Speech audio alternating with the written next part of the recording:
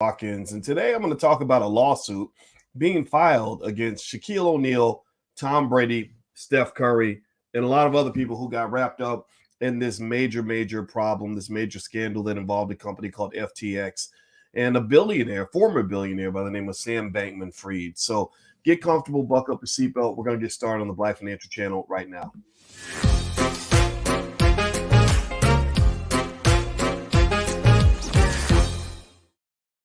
Good morning. Welcome to the Black Financial Channel. That's theblackfinancialchannel.com. My name is Dr. Boyce Watkins. I am your friendly neighborhood finance professor. On the Black Financial Channel, we talk about Black wealth and Black economics every single day, sometimes as much as 10 times a day under one condition. The condition is that we are Black first. Black first means we put our community at the top of our priority list. Black first means that we educate our kids. Black first means that we believe in Black people being the most economically intelligent people on the planet. You're not, the Jewish people are not better than you, so stop believing that. Black first also means that we believe in the be one philosophy, which means we must be one to be successful. That means be one with yourself, be one with your culture, be one with your family. That's how you can succeed in life, in my opinion. So anyway, shout out the city that you're from. Everybody tell me what city you're from. I see El Hodge and Karen and Robert James. I want to say good morning from Akola. I see Cleveland, Winston-Salem, and Elijah Cox. Good to see you. And Leroy Dawson, Michael Watkins. What's going on, everybody? I hope you guys are doing well. Now, so as we get started, first thing I want to say really quickly is I want to warn everybody, if you get a message from someone that looks like me saying inbox me or here's my crypto I'm selling to you, I need you to know that that's not me. That is not me. I do not have a WhatsApp that you can call to learn about crypto that I'm going to sell to you. And I have to warn you of that because there are lots of scammers out there that take advantage of people when they get a big platform. We have a few million people that follow us here, and unfortunately, they take advantage of people. So if you see those accounts, please report them because they're fraudulent.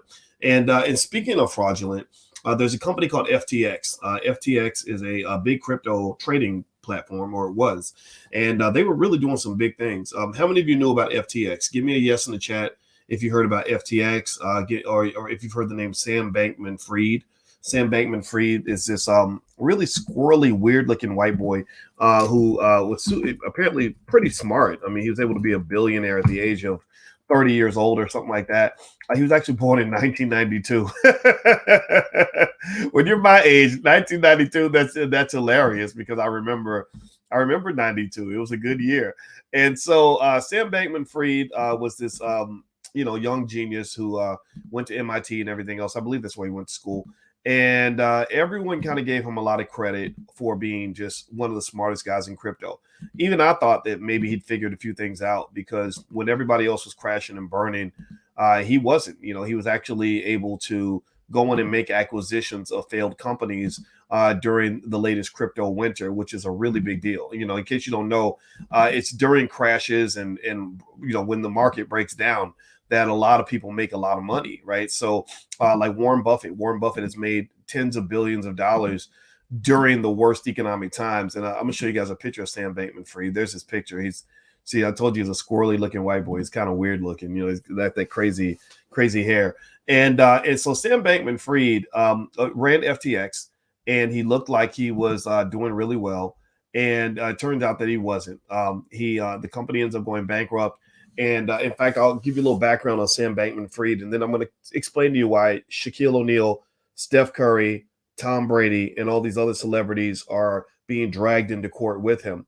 So according to the Wikipedia page, they state Sam Bankman-Fried was born March 6, 1992. So he's 30 years old. He's the founder and former CEO of FTX, a cryptocurrency exchange.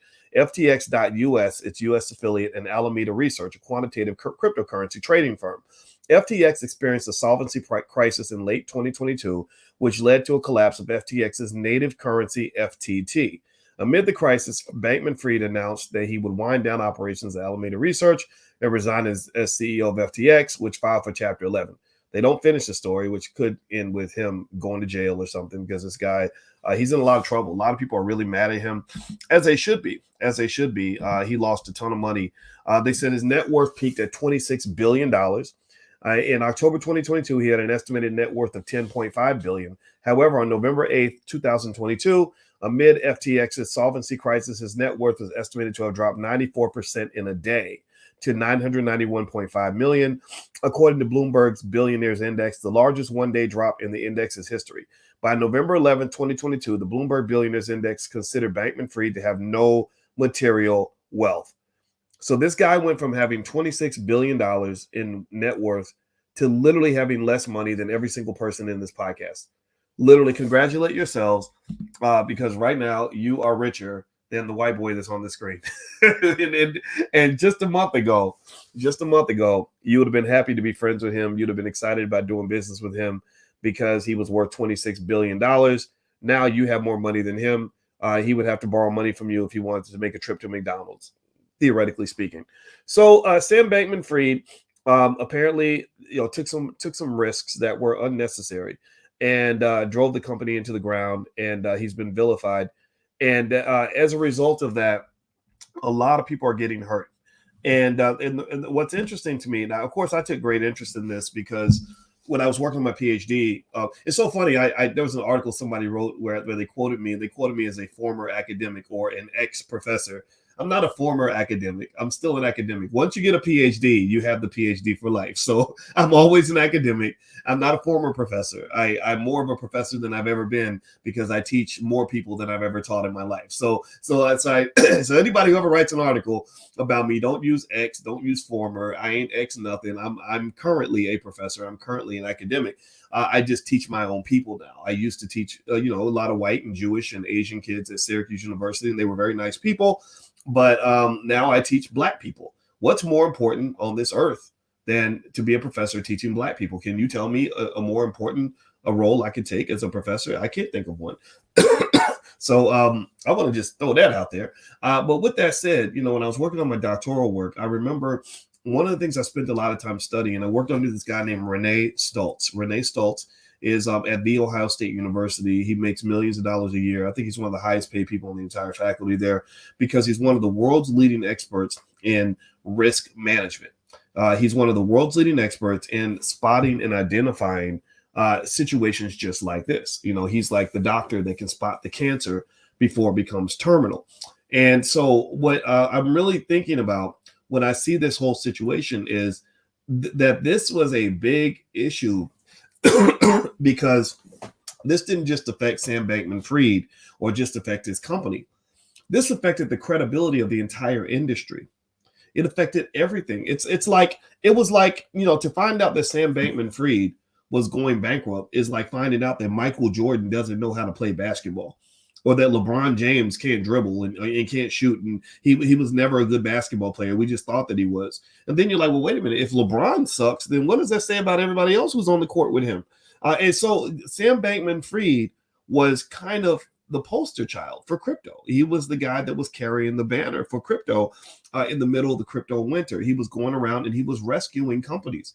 He was positioning himself as the unofficial Federal Reserve of the crypto industry. So you got to understand the gravity of FTX going down. The gravity is, imagine if the Federal Reserve goes bankrupt. That's different from Merrill Lynch going bankrupt. Like, that's one company in the middle of an ecosystem. It's another thing when the leader of the ecosystem, the savior of the ecosystem, goes down. So Bankman-Fried is taking down a lot of people with him. And it's interesting to observe because another guy that I worked with, he was actually the chair of my dissertation committee. His name was Andrew Caroli, Professor Andrew Caroli. He's at Cornell University now. And now his expertise really complemented Renee Stoltz in the sense that while Renee was an expert on risk management, Andrew was an expert on financial contagion. Financial contagion works just like a virus. Achoo, I sneeze, you get sick, everybody else gets sick, and the virus spreads. Well, in this particular case with FTX, this was a horrific example of extreme financial contagion because FTX was a super spreader. FTX going bankrupt is like a good-looking man with a terrible STD who that everybody was trying to have sex with. Everybody in the crypto industry was raw dogging with FTX. Go look it up. Everybody wanted, because there's another phenomenon going on here. This was another person on my dissertation committee. His name was David Hirschleifer. David Hirschleifer his area of expertise was herding, financial herding, that investors behave like sheep. So what happens is a lot of CEOs and a lot of company leaders and a lot of fund managers, they just follow the crowd. They follow the crowd. So while FTX is the handsome guy with the horrible STD, the financial STD, I wrote about financial STDs in my book, Financial Lovemaking. If you ever want to see like some weird analogies to help you understand economics, Financial Lovemaking might be a fun book to read if you want to read it. It's on Amazon somewhere. But so you've got this handsome man with a horrible STD that everybody wants to have sex with. And so he's Nick Cannon. He's getting everybody pregnant. Everybody's getting pregnant with these little infected babies. And then suddenly you find out that this dude was Magic Johnson, that he didn't just have the disease that was hidden, but he was giving it to everybody. And because of the herding effect, every company wanted to date FTX. Every company wanted to get in bed with FTX. All these like major players in the financial industry, I'm talking about established players with stellar reputations, were like, I want a piece of that. I want a piece of that. All these celebrities were getting on board. I want a piece of that. Shaquille O'Neal, I want a piece of that. Tom Brady, I want a piece of that. They're naming sports arenas out there. I want a piece of that. Everybody wanted a piece of FTX. So the FTX bankruptcy is a crazy example of financial contagion because, Lord Jesus, they literally were connected to everybody. Everybody. I mean, if there has ever been, let me just say this, there's never been an event in the history of crypto that has been a greater threat to the existence of crypto. Like, this is an existential sort of calamity here. It's just so many people are connected. And the thing is, now that FTX has gone down, everybody's like lying about it. They're like, I ain't slept with him. I would never mess with nobody like that. I'm smarter than that. But then they secretly go into the doctor to go get a checkup. They're like, damn, do I got it too? Right? And this is funny, because I'm going too far with my analogies, but I don't know. I hope it helps. I hope it helps you understand it. This is how weird I am. I just see things in different ways. But I remember when Magic Johnson, made the announcement that he actually did have that disease. And a lot of people were thinking about Magic, like, poor Magic. This is sad for Magic and his family. Poor Cookie, right? Because we know Cookie was laying down with Magic. Cookie is Magic's wife. But then there were other people who were thinking, like, what about all the women Magic slept with? All those people Magic slept with, they're all in the community. They're all spreading things, right? And then there were NBA players who said, man, when I found out that Magic, had the virus, I just stopped at the side of the road and I just cried and cried and cried. And my friend made a joke. He said, I think the reason that they're crying is because they were all sleeping with the same women. And so I don't know how true that is one way or the other, but that's the issue here with FTX. FTX going down is one thing, but FTX going down was huge because FTX was becoming something that no crypto company had ever become. They were becoming the champions and the poster children of all the crypto. Sam Bankman-Fried was the Michael Jordan of the crypto industry. So he wasn't just a regular player. He was the player. He was becoming the Federal Reserve. He was becoming the JP Morgan. So what's really interesting to me, and let's speak first. Let's speak about these lawsuits. Okay. And before we do that, if you could you please take one moment, hit the thumbs up button, thumbs up, share, subscribe. Please make sure you hit the notification bell. The notification bell is really important when you subscribe because that's the only way I can connect with you.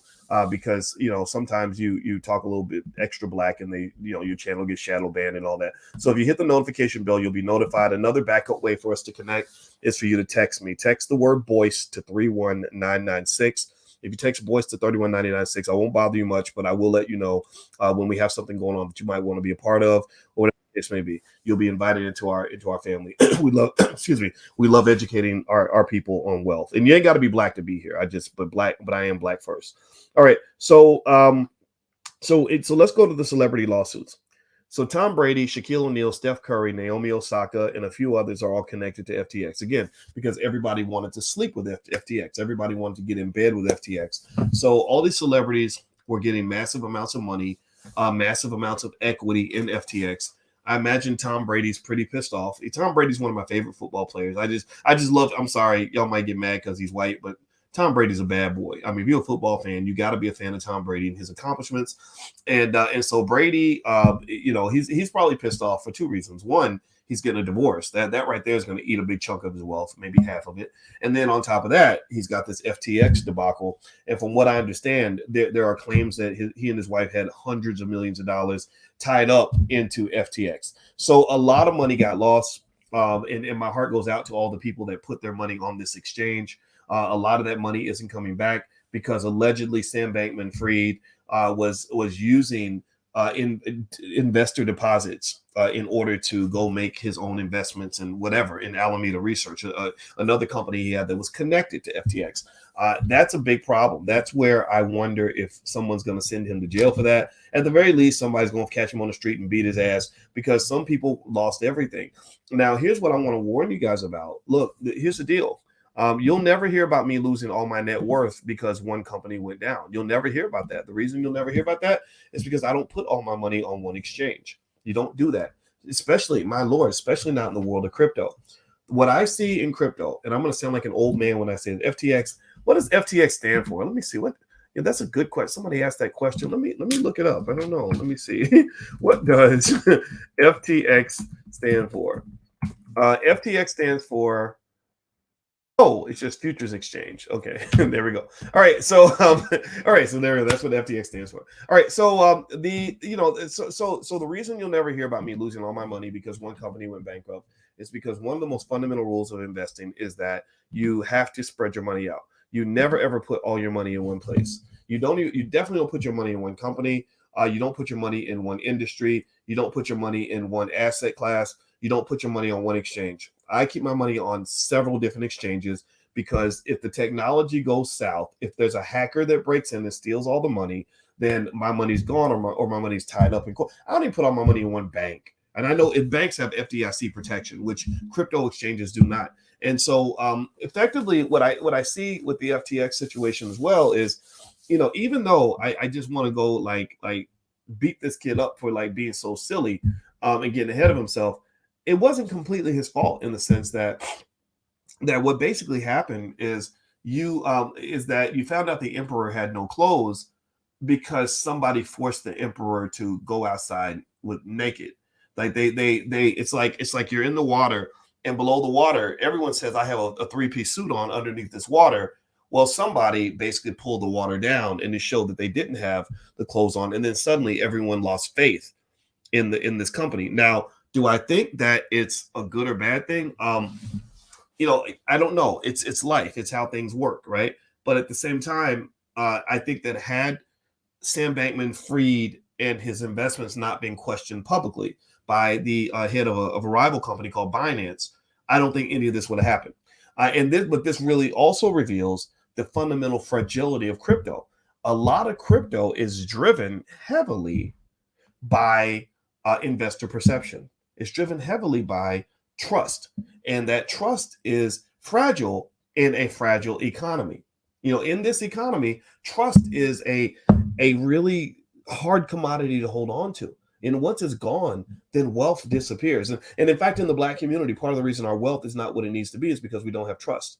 Because you have to trust somebody to give them your money. You got to trust somebody to hire them. You got to trust somebody to invest in them. You got to trust somebody to buy from them. You got to trust somebody even to make a product for them. If I'm a business owner and I make products for Black people, I got to trust that the consumers are going to support me. Do you understand what I mean? When we did the All Black National Convention, we had to invest a couple $100,000 to make that happen. I had to trust that my people are going to show up and have our back, right? Because if we throw out that money and nobody shows up, then guess what? We lose money, right? So ultimately, trust is huge. And in this crypto space, trust is not only important, but it's very fragile. And the biggest mistake I see from Sam Bankman-Fried and others is that sometimes greed and arrogance can cause you to overplay your hand.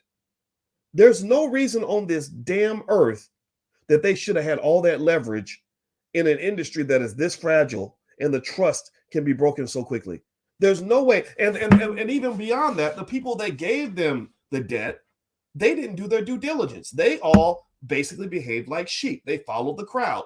All these big name investors loan their credibility to FTX because they were basically investing in the company because everybody else was doing it. They were basically that person who literally should have said to the, before you lay down to sleep with somebody, I need a STD test. I need your STD results to see if you're clean. But you slept with that person because the 5 people before you all told you that that person was clean, and you didn't do your own due diligence. You leaned on the alleged due diligence of other people that they weren't doing either.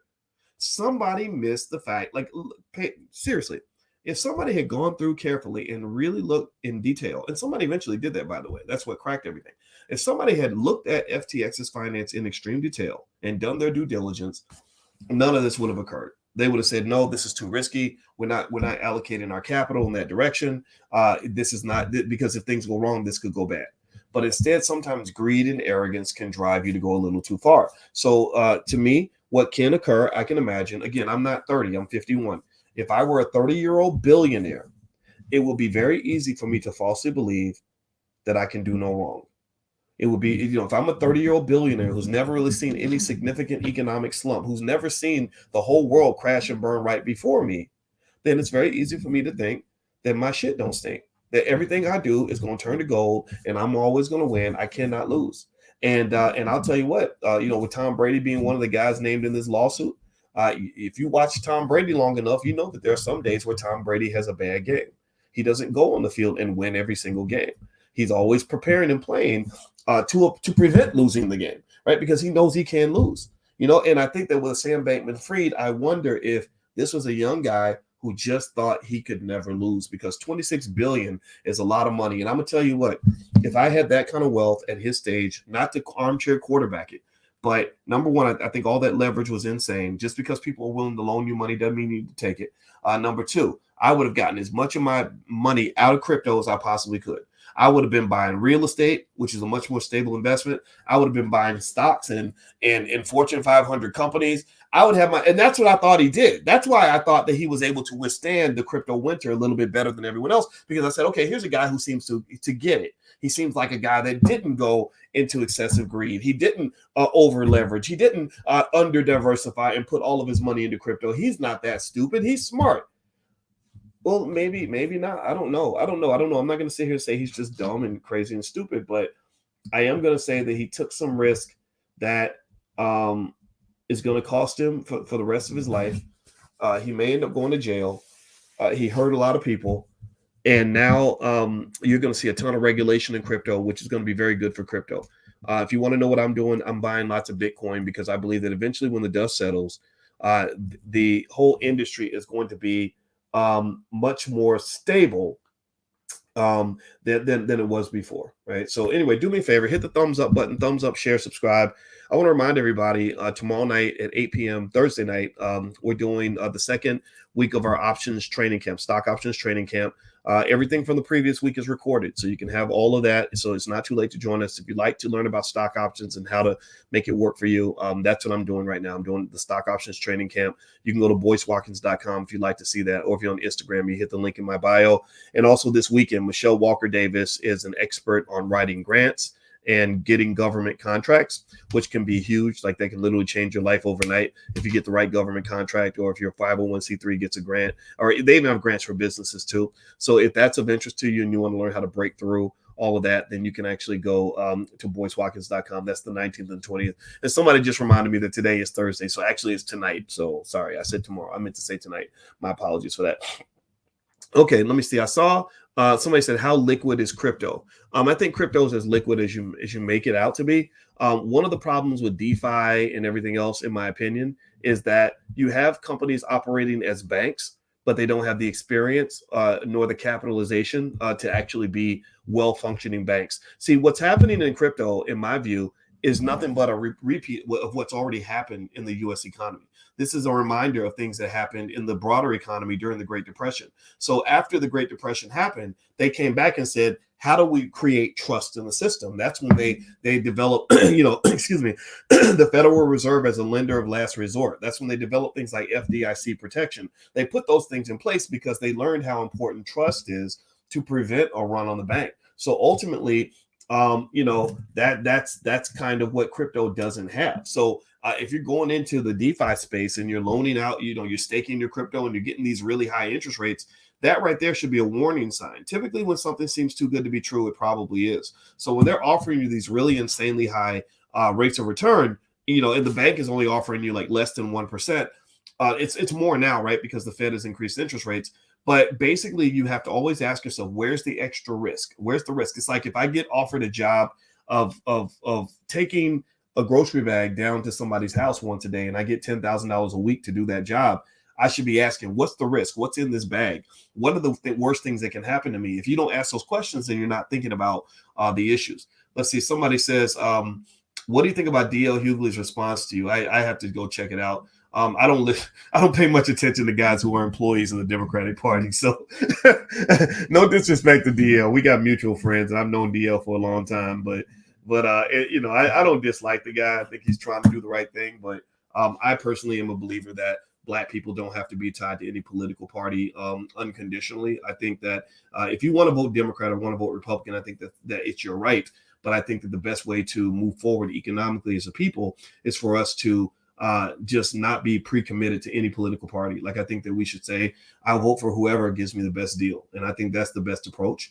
It's just like looking for a job. Like, why would you tell your employer, like, oh, I'll take the job, and they ain't even offered you the salary yet? You've turned down all your competitors, and they haven't even told you how much money you're going to make or how many hours you're going to work, but you commit to taking the job and throw away all your other options and opportunities. That don't make no sense. Give me a yes or no if you get what I'm saying. So no disrespect to DL, but, unfortunately, a lot of your most prominent Black people are connected to the Democratic Party. I think a lot of it comes into money's my thing. So I always look for the money. So a lot of individuals that run media outlets, they get paid big time when it's election season. And who's going to pay them, for advertising or to have certain people on their platforms? Well, it's going to be the Democrats, right? So the Democrats show up with a big bag of money. That's where all that money goes. Most of the money, the billions that they raise to run for office, most of that money goes to advertise, or a lot of it goes to advertising anyway. So if you're running a struggling Black media outlet and you need money, to pay your bills, and the Democrats show up with a big old bag of money like Santa Claus, why wouldn't you want to take that money? I mean, I get it. I understand. But I think that it needs to be sort of revealed and understood so you can kind of take their words with a grain of salt. I've talked to rappers that told me that they went on certain shows and they were told that they can't mention anything other than the Democratic candidate. That if they've even mentioned Bernie Sanders back when Bernie was running, that one guy he said, they told me that if you even say the words Bernie Sanders, we're going to take you off the air.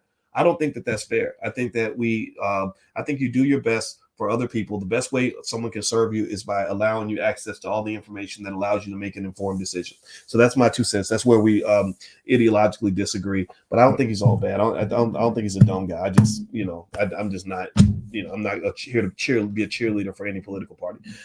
So I'm a cheerleader for you. All right. So in terms of these lawsuits with Shaq and what was it? Shaq, Tom Brady, Naomi Osaka, and there are a few others. Larry David, the creator of Seinfeld. And there's a lot of others in there. I remember Floyd Mayweather and Kim Kardashian were fined for promoting the crypto.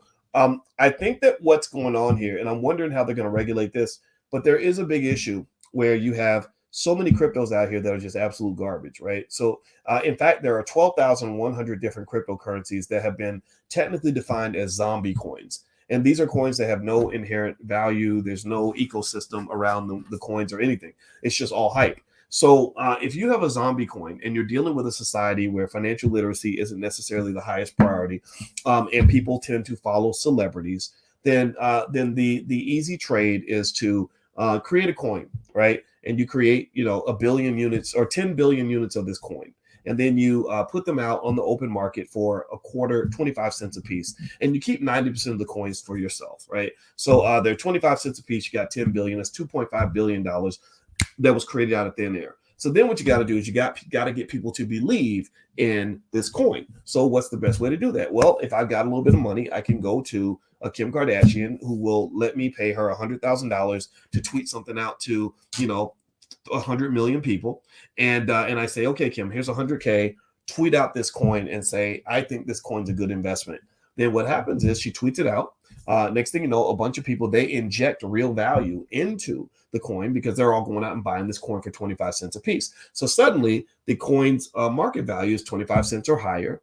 And guess what? You've got 90% of the coins. So you literally become a billionaire overnight because you've got a couple $1 billion worth of coins that were worthless before Kim Kardashian and her audience breathed life into the coins. So a lot of times the magic of economics, the scary thing about money, and this is actually to some extent kind of true for fiat currency too. Fiat currency is not that far apart from cryptocurrency, but there are subtle differences that kind of just sort of make one safer than the other. But basically, things become real when you believe in them. In Peter Pan, when they asked Tinkerbell, "Are fairies real?" She said, "Fairies are real if you believe that they're real." Fairies are real if you believe that they're real. If you don't believe that they're real, then they're not.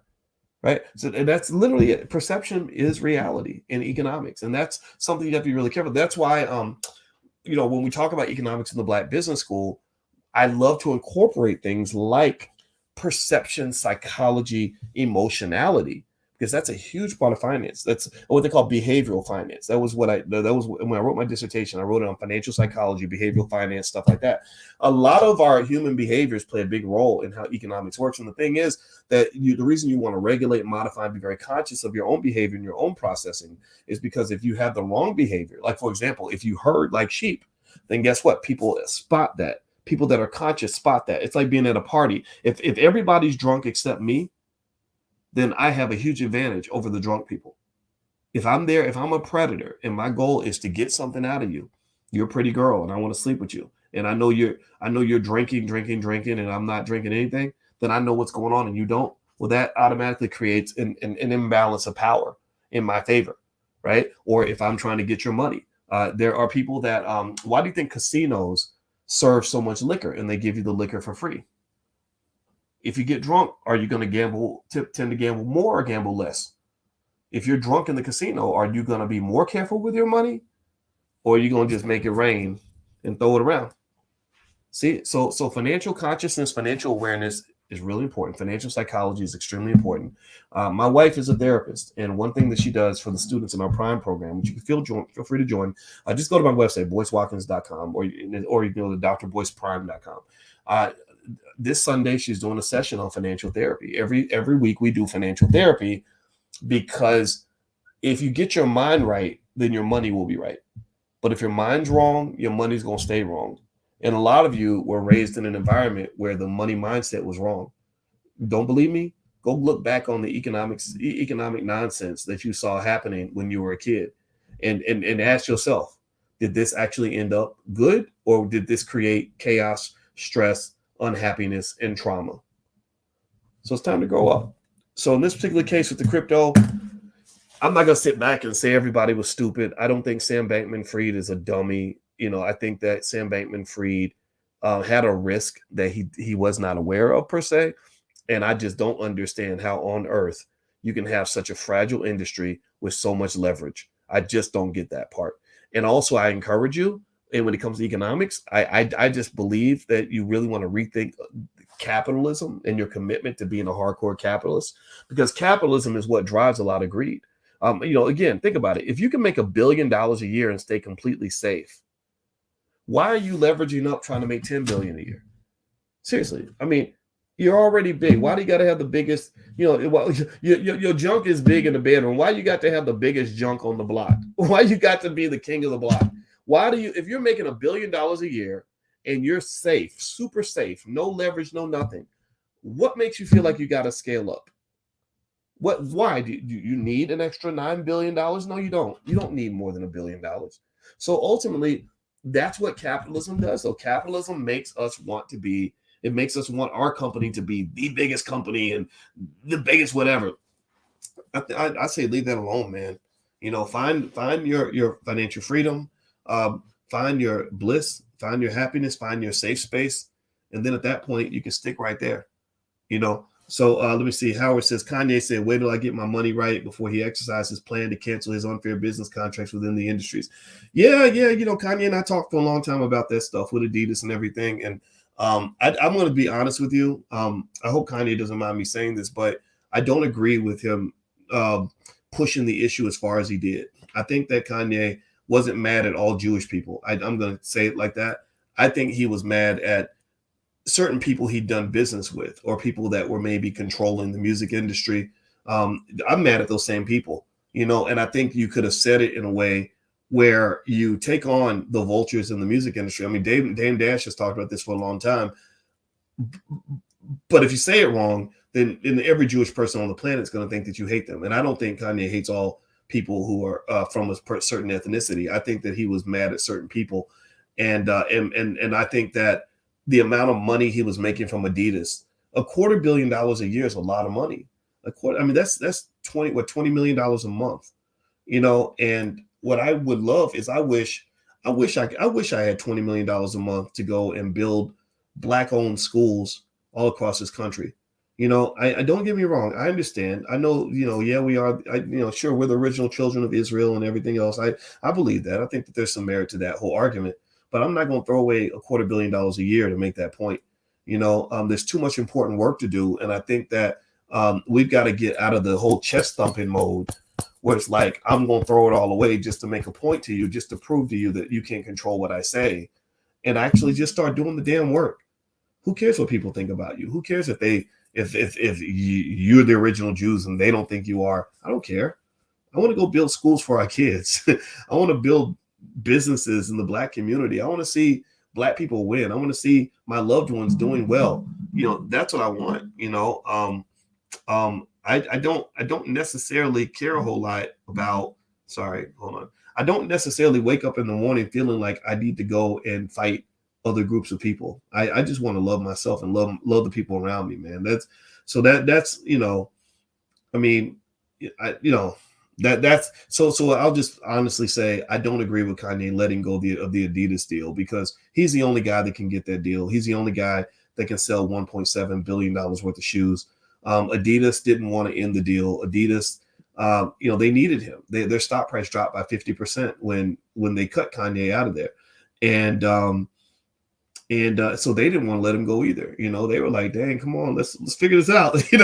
So I don't know. I kind of feel like it's a lost opportunity, but then again, maybe he can get somebody else to make his shoes and distribute them and all that. And that's a lot of work. It takes a big team to do that. So maybe he's the one that has it right. But I personally would love to have just a fraction of that money, because I'd like to go and fund a lot of these Black-owned schools out here that are doing great work, that need money. And I think with our celebrities, I think we need to challenge our celebrities. Don't run your mouth, write a check. Don't tell me how Black you are, write a check. That's all that matters. Like, write a check, do something. Don't go spend, $5 million on a sports car and then not be willing to give $5 million to a Black-owned school or to your own community. Or you write a check for 50 grand to Black people to do the most important work in our community, but yet you're going to go give a bunch of money to European fashion designers or whatever who don't even like you. So that's it. Let's see, Boyce, to date, you funded one school. I might have funded Uhuru Academy, but I've actually funded several schools. The schools I've donated to, and it's not a lot, it's a few $1,000s though. I gave a few $1,000s to Freedom Home Academy International in Chicago, run by Marcus Klein, who I have a tremendous amount of respect for. I wrote a $3,000 check to what's that school down in Georgia, King Randall School. It was called the X School for Boys, but now it's called something else. And there are a few other schools that I've supported in different ways. So anyway, that's my 2 cents. That's what I believe. But it's no disrespect on anybody. I don't want anybody to think it's Kanye's money. It's his deal. He can do what he wants with it. But I still honestly feel like I wish that the price wasn't so high. That's what I'll just say. I wish that the price wasn't so high. All right. So anyway, if you could do me a favor, hit the thumbs up button, thumbs up, share, subscribe if you haven't done it yet. Also, make sure you hit the notification bell. Make sure you hit the notification bell when you subscribe so that you'll be notified.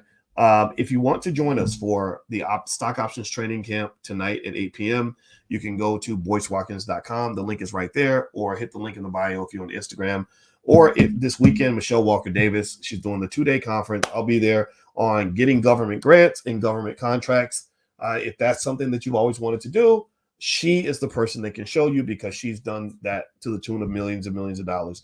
So these are the kinds of people we partner with in the Black Business School, and we got your back. All right, guys. So please have a great day. God bless you. Thank you for listening. And I will come back a little bit later. I'll see you soon. Take care now. Peace.